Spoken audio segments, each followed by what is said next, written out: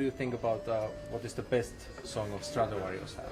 Stratovarius. I don't know what's the best song is, but I told them to put in Why Are You Here? I kind of like that one. It's not in the set. Yeah, but it's quite a bit slower paced, but... Yeah, but it's a good one, and I like Kiss of Judas.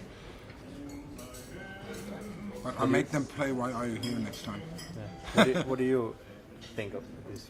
Well, I'm not so familiar with all those songs. I think the most classic I know is Hunting High and Low. Yeah, and that's like it got like great hook. So what do you think is your best song? Helloween's best song? Hard to say. The next, the best song is going to be on the next record. Yeah, it's the thing to have. But on number 3. Yeah. What No idea. No idea. What do you like to play more? Let's say it's... No idea. I mean, the good thing about Helloween is that we always do different kind of stuff. We're not like doing... I mean, if you like to compare us with Stratovarius, they're like doing one kind of style and they like pushing it all the way, you know? It's like, if you buy a Stratovarius album, you know what you get if you buy it. So with Helloween, it's like we're pretty brave with express ourselves with art. Let's say it this way. So we have we have rockers, we have speed metal songs, we have trashy parts, we have like modern riffy kind of songs. So we have ballads. So there's a lot of stuff we can play, and so we have a huge variety of songs we can play live, which makes it for us very interesting going on stage with the set list like we have right now. We pretty much worked on being allowed to have the freedom to do different stuff when we invented songs like Dr. Steen and I Want Out and Rise and Fall and all that, you know, a bit away from all that, you know, one track heavy metal that people were expecting. It was a pretty tough time because they said it's cheesy, we don't want to listen to it, but you know, you play what you like, and we wanted that freedom to do a little bit this direction, to give it a little bit more character. And so after all those years, it was good. You know, we succeeded with it, and we're allowed to do so. I mean, that happens if you're not doing music just to be cool. If you do music because it's art, you know. I mean, just talking for myself. I mean, when I started out playing guitar, it was not about I want to be a great guitar player to be cool and get all the chicks. You know, that's not the way it is. It's like express yourself. And, well, it was when I was young. Yeah. I think you must admit that first it was that. Now you have evolved beyond that, and now you can create art. I didn't say I didn't use the abilities later on. You know, well, of course we all have to live. No, it's just when I started out playing music, and I think it's for all of us. That's why the band is doing music the way we do. It's basically art, doing music, expressing yourself, having some feeling for great tunes, and that's what we are doing, and that's what it's about. That's what music should be about, you know. And so that's how we start out, and that's why every album is somehow surprising. Yeah, and very different from each other album we did, but then you can't find an album sounding very, very similar to an album we already did, you know. And it's evolution. Evolution is everywhere. Yeah. So I mean, if you're an artist... So, if you're an artist, you should have the freedom to improve yourself, at least for yourself. It's also a good example is like, give the people something new, something that they didn't hear, at least from Helloween before, you know, like the Unarmed was something people asking us, what are you going to do then? Do some remixes, do some remasterings? But that's pretty boring. You have this already in your collection. So why doing it with a slightly different sound, getting some money for it, you know? Yeah. We just kind of think different, never do what they expect. Have the guts to do something very different. No matter if they say it's uncool, you know, you don't have to be scared. If you're scared and then you're not right in this business. But just doing it, do something very different. At least nobody can say we're repeating ourselves, you know. And what we do is what we love. And of course, there are people coming and complaining all the time, no matter what you do. But then you are the first to be satisfied with what you're doing, and then go out trying to sell it. Yeah, you should be happy with all that. That's the best way, I guess. And I mean, actually, we can see this evolution in the audience as well. In some countries, you see this. I mean, back then, I remember my first tour with Helloween. It was only old guys with beards in the crowd. Nothing else. You see old guys with beards, Harley Davidson drivers. Yeah. Nothing against you, but it was only those kind of people, you know. And now we saw, like, over the years, a lot of younger people coming to the concert. People who are actually not only power metal fans or speed metal fans or whatever you call it. I mean, anyway, it's all heavy metal. Yeah? So they just appear at our show, and that's great, like having this variety. And well, somehow we make everyone lucky, happy, right? Yeah, it's just like, it's funny. I think it's very, very funny seeing it from the very beginning.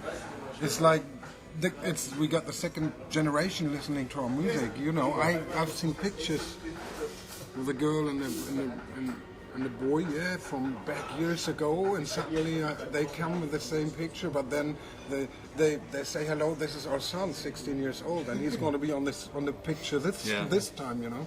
And there's a lot of people coming with their kids with their family. Yeah. Nowadays, the second generation, they are much more varied. They listen to metal more music, open-minded. More open-minded. They are not exactly sort of like only power metal, only old traditional heavy metal. Yeah, they listen. And you know, that's what art should be like. You know, it's like that. It should be open-minded somehow. I mean, of course, we were related to old classic metal, and we wanted to do heavy metal all the time. So we related to that, of course, all the time. And that's like, let's call it, it's our base, you know. That's the base we're working on. But as musicians, as artists, you want to express yourself somehow. Sometimes you want to do something in here. else. You managed very well with your Seven Sinners album now. It's renewed, but it's still very traditional. Yeah, you can still say that it's pure Helloween. Been a lot of fun doing this album because it was there. I call it the natural born album because we didn't sit down and talking what it's going to be for the next album or something. It just was kind of there when we were listening to the very first tracks we had. That's actually the magic we have all the time. We're not like planning something. So we're not like sitting there and planning like, oh, what are we gonna do on the next record. It's more like it happens. I mean, sometimes we plan things, but they never happen. They never happen, and then it comes up somehow, you know. And then you have an album. What do you think is the reason for Finnish bands and German bands to sell great numbers in Japan? Because it feels like it's completely different kind of country. They may still feel the exotic about it. I can't really. They like straightness. They just like the music. And they like straightness. I mean, it's like, especially with speed metal or like typical Scandinavian power speed metal, whatever. It's pretty similar to the German expression. It's like very static and machine-like, and that's what Japanese people like a lot. They like discipline, and I mean, especially if you see like a Stratovarius show before the Helloween show, they are even more disciplined than we are. I mean, it's like all like Finnish and Swedish bands I saw before. They were like very disciplined, great players, and everything perfect and timed out. And Japanese people, they like it. They like this kind of discipline. For us, it's like Scandinavia. I mean, it's snowy. It's like drunk people. Swedish people are drunk as you are most of the time, and well, they have all those weird sayings as well. Yeah, but we can't just go for it. You know, we just see the audience being in a very, very good mood, and that's most important for us as a band. You know, we don't make these little differences about audience. Helloween has toured over 20 years, 25 years. what new things do you find at the same cities, and or is it just a routine for you Well, nowadays? after all those years, of course, a lot of it becomes a routine, like sound checks, like working on the show, like you know, you've seen the city thousands of times. Still, I go out and need my fresh air, need my cool walk through the city, you know. But then I know where to go. A wise man said once, when I was young, I wanted to be rich and famous. Nowadays, I just want to be rich. And well, what you know, the thing of this being on stage is kind of the same. That emotional kind of feeling when you play and when you're kind of being nervous before or whatever that is. You know, I intend to get very, very tired before I go on stage, feeling like I could go to bed, but then getting dressed up, is the hair good? Do I feel good? You know, do I have get to energized. do I have to do a piss, or you know, actually pretty simple human things. But then with the first note, it's changed into a stage kind Wild of animal thing where you feel good anyway, and then that kind of feeling, and you have the audience, and you know, you have eye-to-eye contact, shaking hands sometimes. That feeling never stops, you know, if you do it for 2 years or for 25 years, you know. But then hanging around on the airport for hours and hours gets a bit more boring. Yeah. But this type of thing, the main 2 hours a day, is just like as emotional as 24 years ago, you know, I would say. So, Keeper of the Seven Keys parts 1 and 2 were legendary and are still legendary. What about, did you have any huge pressures in creating the legacy? Sort of like... Of course it was a pressure. You have to sit down and talk.